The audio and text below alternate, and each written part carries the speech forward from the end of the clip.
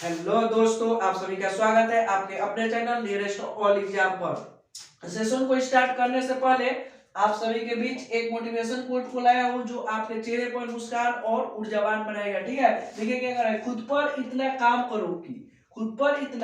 करो कि लोगों को अपनी औकात अपने आप नजर आने लगे। अगर अभी तुम हाथ पे हाथ धरे बैठे हो तो हाथ को खोलो और उठाओ कॉपी और पेन और लिख दो इतिहास, जिससे कि आपके पड़ोसी को भी लगे कि ये कुछ कर रहा है।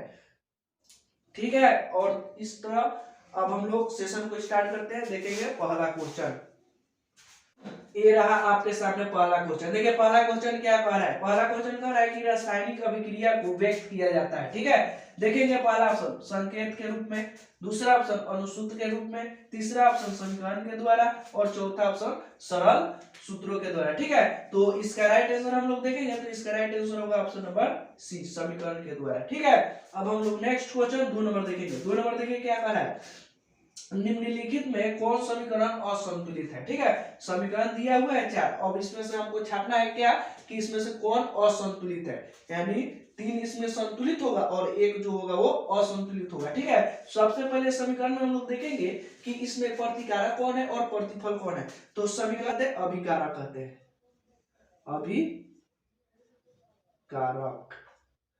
और समीकरण का जो दाएं तरफ रहता है उसे हम क्या कहते हैं, प्रतिफल। ठीक है, अब हम लोग तो जानेंगे कि समीकरण के बाएं ओर को अभिकारक कहते हैं और समीकरण के दाएं ओर को प्रतिफल कहते हैं। अब हम लोग देखेंगे कि कौन संतुलित है तो कौन असंतुलित है। ठीक है, तो देखिए इसमें क्या हम लोग को इसमें संतुलित असंतुलित देखने के लिए एक हमको जानना पड़ता है कि इसमें मैंने परमाणुओं की संख्या को हम लोग गिनते हैं, क्योंकि इसका परमाणु संख्या कितना है, मैंने समीकरण ए से परमाणु संख्या 4, तो परमाणु संख्या समीकरण के बाएं ओर भी 4 हो जाए तो समीकरण हमारा क्या हुआ, संतुलित हुआ। यानी 4 बराबर 4 हो जाए तो हम लोग जानेंगे कि क्या हुआ, समीकरण हमारा संतुलित है। तो देखेंगे यहाँ, देखिए पहला ऑप्शन में हाइड्रोजन यहाँ 2 है और क्लोरीन भी 2 है। ठीक है, अब हम लोग देखेंगे दाईं ओर। ठीक है, देखिए यहाँ हाइड्रोजन भी 2 है और क्लोरीन भी 2 है। तो देखिए अभिकारक में भी समान संख्या और प्रतिफल में भी समान संख्या, तो क्या हुआ है, समीकरण संतुलित हो गया। ठीक है, अब हम लोग नेक्स्ट देखेंगे बी नंबर। ठीक है, यहाँ देखिए 2k और ये अगर यहाँ गुने में है तो सब में रहता है 2 2। ठीक है, तो 2k और Cl भी 2 है और ऑक्सीजन भी 2 है। ठीक है, तो देखेंगे, देखिए यहाँ 3 दिया है, O3 दिया है, तो यहाँ गुना होकर क्या हो जाएगा, ऑक्सीजन, यहाँ 6 हो जाएगा, अब बाकी सब 2 2 है। ठीक है, अब हम लोग देखेंगे इधर, तो यहाँ 2k, यहाँ भी 2k, यहाँ क्लोरीन 2, यहाँ क्लोरीन कितना 2। ठीक है, ये तो मिल गया। अब हम लोग देखेंगे ऑक्सीजन 6 है कि नहीं, तो 3 दूना 6 ऑक्सीजन है, यहाँ भी 3 दूना 6 ऑक्सीजन, तो ये भी क्या है, संतुलित है। अब हम लोग नेक्स्ट देखेंगे ऑप्शन नंबर सी। ठीक है, अब देखिए यहाँ Pb कितना है, 1 है, यहाँ भी Pb कितना है, 1 है। अब देखिए नाइट्रोजन कितना है, यानी N यहाँ 2 है। ठीक है, होल अगर घेर कर दिया जाए तो 2 इसमें भी है और 2 इसमें भी है, तो ऑक्सीजन हो जाएगा 3 दूना 6 और नाइट्रोजन हो जाएगा 2। तो देखिए नाइट्रोजन 2, ये नाइट्रोजन कितना है, 1 ही है, तो यही हमारा काम क्या हुआ, खराब हो गया और ये क्या हुआ, असंतुलित हो गया। तो इसका राइट आंसर कौन होगा, ऑप्शन नंबर सी। अब हम लोग नेक्स्ट डी नंबर देखते हैं कि क्या संतुलित है या असंतुलित है। तो देखिए यहाँ हाइड्रोजन 4 और यहाँ भी हाइड्रोजन 4, देखिए यहाँ ऑक्सीजन 2 और यहाँ भी ऑक्सीजन 2, तो ये भी क्या है, संतुलित है। तो असंतुलित हमारा कौन हुआ, ऑप्शन नंबर सी। अब हम लोग नेक्स्ट क्वेश्चन देखेंगे 3 नंबर। अब देखिए आपके सामने रहा 3 नंबर क्वेश्चन। देखिए 3 नंबर क्वेश्चन क्या कह रहा है कि निम्नलिखित में कौन समीकरण संतुलित है। इससे पहले हम लोग 2 नंबर क्वेश्चन देखे हैं कि पूछ रहा था क्या कि असंतुलित। अब देखिए 3 नंबर क्वेश्चन में क्या कह रहा है कि कौन संतुलित है। अब हम लोग ठीक उसके विपरीत देखेंगे। ठीक है, अब देखेंगे हम लोग परमाणु की संख्या क्या हो, दोनों तरफ बराबर न हो, और संतुलित हम लोग खोजेंगे यानी दोनों तरफ बराबर हो। ठीक है, तो देखेंगे इसमें कौन संतुलित है। ठीक है, अब हम लोग परमाणु की संख्या को गिनना स्टार्ट करते हैं। ठीक है, आप लोग भी हमारे साथ साथ गिनिए। ठीक है, देखिए यहाँ देखिए एपी कितना है, 1, यहाँ भी एपी कितना है, 1 ही है। ठीक है, ये हुआ प्रतिफल, ये हुआ अभिकारक। ठीक है, अब हम लोग दोनों साइड देखेंगे। ठीक है, यहाँ एपी कितना 1, यहाँ कितना 1, ये तो बराबर है। ठीक है, यहाँ क्लोरीन कितना 2, यानी Cl कितना 2 और यहाँ Cl कितना 3, तो हमारा समीकरण क्या हुआ, असंतुलित हुआ। ठीक है, तो देखिए इधर का परमाणु संख्या और इधर का परमाणु संख्या सेम नहीं है, इसलिए हमारा ये समीकरण क्या हुआ, असंतुलित हुआ। पूछ क्या रहा है? संतुलित। ठीक है, तो अब हम लोग नेक्स्ट देखेंगे ऑप्शन नंबर बी। देखिए यहाँ एन कितना है? एक, एन नाइट्रोजन। ठीक है, एक। इधर कितना है? दो।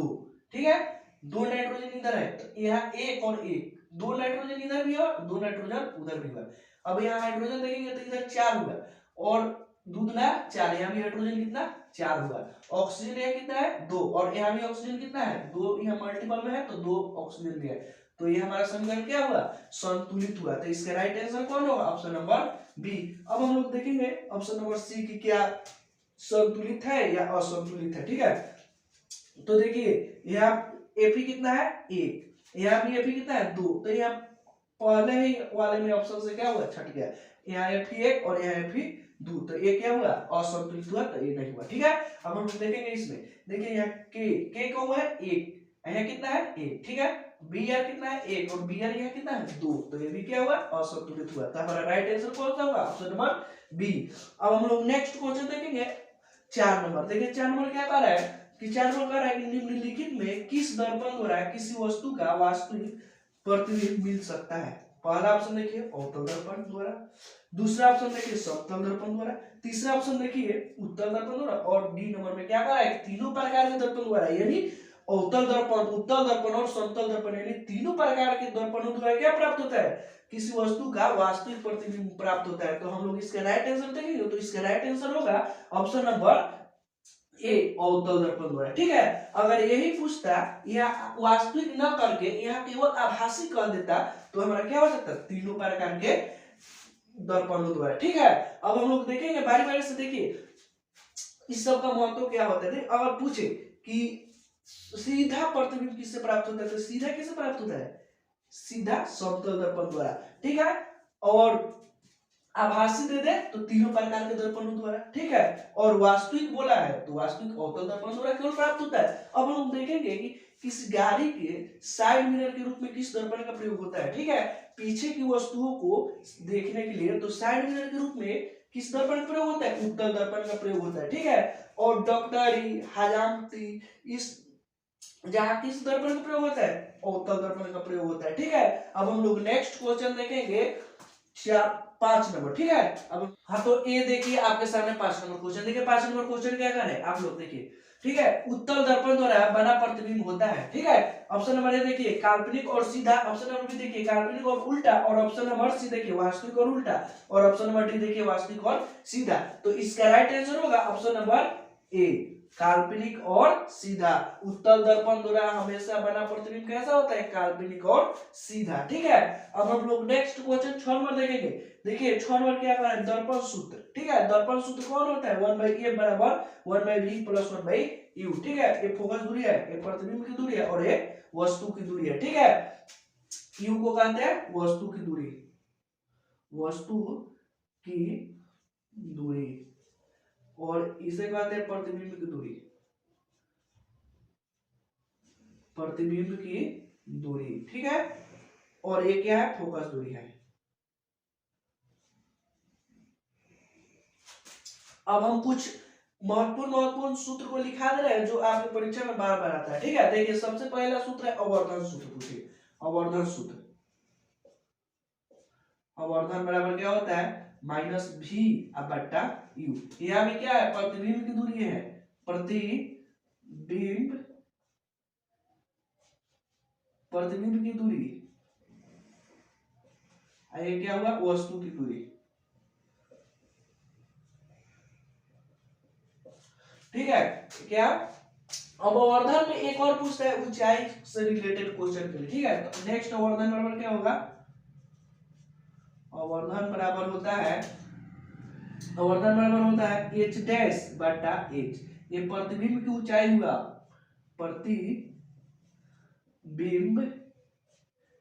की ऊंचाई, ये क्या हुआ? वस्तु की ऊंचाई, वस्तु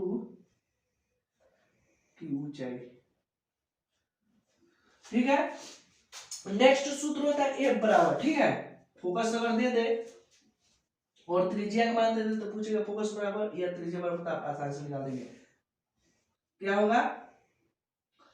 हो जाएगा r/2। ठीक है, ये भी एक सूत्र होता है। और नेक्स्ट सूत्र अगर क्षमता बराबर दे दे तो क्षमता निकालने के लिए कैसे हम लोग सूत्र का प्रयोग करते हैं, ए बराबर होता है 1/p, ठीक है, ये भी एक सूत्र होता है। तो हम लोग, और एक फेमस सूत्र और है लेंस सूत्र। देखिए लेंस सूत्र क्या होता है, लेंस सूत्र बराबर,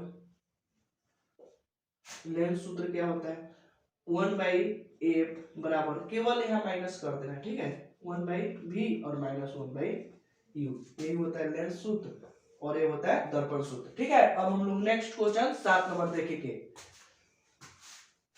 ये देखिए आपके सामने 7 नंबर क्वेश्चन, देखिए 7 नंबर क्वेश्चन क्या कह रहा है, देखिए क्या कह रहा है 7 नंबर, वैसे पौधे जो पोषण के लिए सड़ी गली चीजों पर आश्रित रहता है वे क्या कहलाते हैं, ठीक है। ऑप्शन नंबर ए देखेंगे परजीवी, ऑप्शन नंबर बी देखेंगे मृतजीवी, और ऑप्शन नंबर सी देखेंगे स्वपोषी, और ऑप्शन नंबर डी देखेंगे परपोषी। तो इसका राइट आंसर हम लोग देखेंगे, तो इसका राइट आंसर होगा ऑप्शन नंबर बी, ठीक है। अब हम लोग देखेंगे कि स्वपोषी और परपोषी किसे कहते हैं, ये बहुत ही फेमस क्वेश्चन है जो बार बार एग्जाम में आता है, ठीक है। देखिए स्वपोषी उसे कहते हैं जो अपना भोजन स्वयं बनाता है, ठीक है। परपोषी उसे कहते हैं जो अपना भोजन दूसरे दूसरे पर निर्भर रहता है, अपने भोजन के लिए दूसरे पर आश्रित रहता है, उसे क्या कहते हैं, परपोषी कहते हैं, ठीक है। और स्वपोषी तो वैसे उससे कहता है जो अपना भोजन स्वयं बनाता है, जैसे पेड़ पौधा होता है। और परपोषी में आ गए मनुष्य, ये सब मनुष्य जानवर ये सब क्या है, परपोषी है, हम लोग दूसरे पर आश्रित रहते हैं और अपना भोजन स्वयं नहीं बना पाते हैं, और पेड़ पौधा क्या करते हैं, अपना भोजन स्वयं बनाते हैं, ठीक है। अब हम लोग नेक्स्ट क्वेश्चन देखेंगे 8 नंबर। 8 नंबर देखिए क्या कर रहा है, स्वपोषी भोजन के लिए आवश्यक है। ऑप्शन नंबर ए देखेंगे क्लोरोफिल, ऑप्शन नंबर बी देखेंगे सूर्य का प्रकाश, और ऑप्शन नंबर सी देखेंगे H2 एवं CO2, और ऑप्शन नंबर डी देखेंगे तो इनमें से सभी। तो इसका राइट आंसर क्या होगा, ऑप्शन नंबर डी, इनमें से सभी। अब देखिए क्लोरोफिल के कारण क्या होता है, क्लोरोफिल के कारण हमारे पौधे का पत्तियों का रंग हरा होता है, किसके कारण होता है, क्लोरोफिल के कारण होता है, ठीक है। अब सूर्य के प्रकाश से देखिए, सूर्य के प्रकाश से हमें विटामिन डी मिलता है, ठीक है। अगर सूर्य का प्रकाश हम लोगों को अगर प्राप्त ना होता, हमारा हड्डी क्या होगा, एकदम कमजोर हो जाएगा, ठीक है। हमारा हड्डी को मजबूत करने के लिए किसकी आवश्यकता होती है, सूर्य का प्रकाश है, ठीक है। और तो अब H2 और O2 के, ठीक है। और कार्बन डाइऑक्साइड की मात्रा हमें मालूम है वायुमंडल में कितनी है, कार्बन डाइऑक्साइड के 0.03% है कार्बन डाइऑक्साइड की मात्रा, ठीक है। अब हम लोग नेक्स्ट क्वेश्चन देखेंगे 9 नंबर। ये रहा आपके सामने 9 नंबर क्वेश्चन। देखिए 9 नंबर क्वेश्चन क्या कर रहा है, 9 नंबर क्वेश्चन कर रहा है कि निम्न में कौन प्रकाश संश्लेषित अंगक है, ठीक है। ऑप्शन नंबर ए देखेंगे हरित लवक, ऑप्शन नंबर बी देखेंगे पत्ती, ऑप्शन नंबर सी देखेंगे स्टोमेटा, और ऑप्शन नंबर डी देखेंगे तो क्या होगा, जड़। तो इसका राइट आंसर हमारा क्या होगा, ऑप्शन नंबर ए हरित लवक, ठीक है। अब देखिए पत्ती, देखिए भोजन, पौधे का भोजन का निर्माण कहाँ होता है, पत्तियों से होता है, ठीक है। और पत्तियों से फ्लोएम, एक होता है फ्लोएम और एक होता है जाइलम। तो फ्लोएम के द्वारा ही पौधे के सभी भागों तक भोजन क्या होता है, पहुंचता है, किसके द्वारा, फ्लोएम के द्वारा। और एक होता है जाइलम, जो जाइलम होता है उसे क्या करता है, खनिज लवण को क्या करता है, जड़ से सभी पौधे के सभी भागों तक क्या करता है, खनिज लवणों को पहुंचाने का काम कौन करता है, जाइलम करता है, ठीक है। और भोजन को सभी जगह पेड़ पौधे के सभी अंगों तक पहुंचाने का काम क्या करता है, कौन करता है, फ्लोएम करता है, ठीक है। अब हम लोग देखेंगे नेक्स्ट क्वेश्चन 10 नंबर, ठीक है। 10 नंबर देखिए क्या कर रहा है, वायुमंडल में CO2 का कितना प्रतिशत होता है, ठीक है। तो इसका देखेंगे option number A 0.03%, option number B 0.3%, option number C 78% और ऑप्शन नंबर डी 21%। तो इसका राइट आंसर होगा ऑप्शन नंबर ए 0.03%। अब हम लोग देखेंगे ये कुछ नहीं होता है, 0.3% कुछ नहीं होता है, ठीक है। और 78% क्या होता है, नाइट्रोजन होता है, नाइट्रोजन 78% क्या होता है, नाइट्रोजन होता है। और 21% क्या होता है, ऑक्सीजन होता है। हमारे वायुमंडल में ऑक्सीजन कितना होता है, 21%, और नाइट्रोजन कितना होता है, 78%, ठीक है। तो आज का सेशन यहीं पे हम समाप्त करते हैं, ठीक है। और नेक्स्ट क्वेश्चन अगले क्लास में देखेंगे, ठीक है। आप लोग अच्छे से तैयारी करते रहिए और अच्छे से पढ़िए घर पे। आपकी परीक्षा के लिए अब बहुत कम ही समय बचा हुआ है, इसलिए आप लोग घर पे प्रैक्टिस करते रहे और ऐसे ऐसे क्वेश्चनों को याद करते रहे। ठीक है, मिलते हैं नेक्स्ट क्लास में। धन्यवाद।